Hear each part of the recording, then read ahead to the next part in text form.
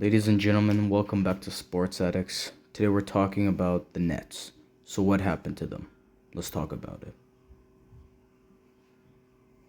Chapter 1. James Harden leaves. This is probably the most infamous clip to show how James Harden felt towards the end of his stint over at the Nets.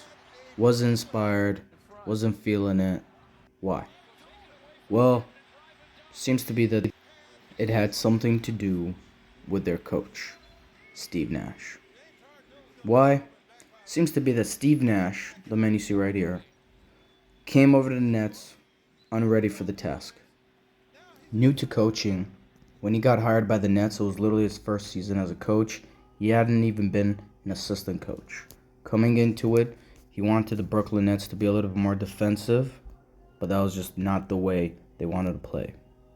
As you can see, James Harden could shoot threes.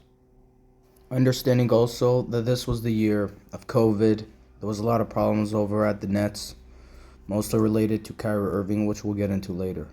James Harden was kind of done with it, wanted to be in an environment where he could truly do what he's good at.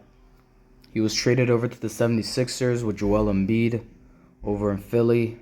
Right now he averages about 21 points for the past 2 seasons, doing not as good as he did in Brooklyn. And yet, they're still succeeding and winning with the third best record in the East. Only third to the Celtics and the Bucks, 2 above Nets. Chapter 2. Kyrie Irving moves to Mavs. Kyrie Irving has to be one of the most controversial and greatest players to ever touch the basketball. A diva by nature, Kyrie Irving has done some crazy things on the court. And yet, his off-the-court antics have kept him in the media as of recent years. Kyrie Irving, probably the biggest reason that the Nets were wonky, but not only. One of the reasons back in the day when it was wonky was obviously because of COVID. As everyone knows, Kyrie Irving did not get vaccinated, which he had the right to as a human being, but within the NBA that made it that he couldn't play. Ergo, making him miss a lot of games for the 2020 season. Making Kevin Durant and James Harden pretty much only play for a while, just in viewing from the sidelines.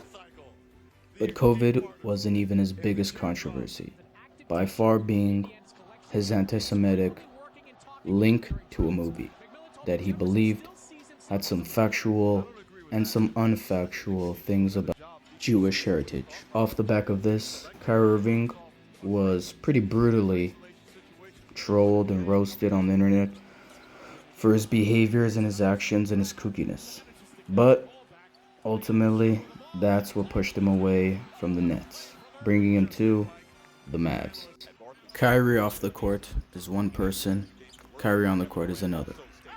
Ultimately, his time at the Nets was successful, he was good, but ultimately they didn't bring it home because the squad from the beginning was never going to work.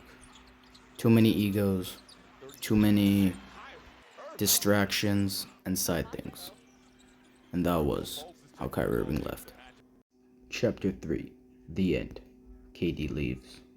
Kevin Durant, probably this generation's GOAT, undisputed shooter in the league, 6'11", only second to LeBron James, is the last player that we're going to talk about the Nets, the last to leave, the last of the big three.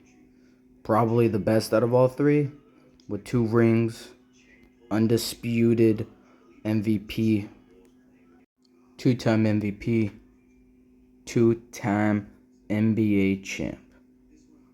Kevin Durant left to the Suns. The last to leave, the first one to be upset. He tried to keep the gang together, but ultimately, it wasn't working.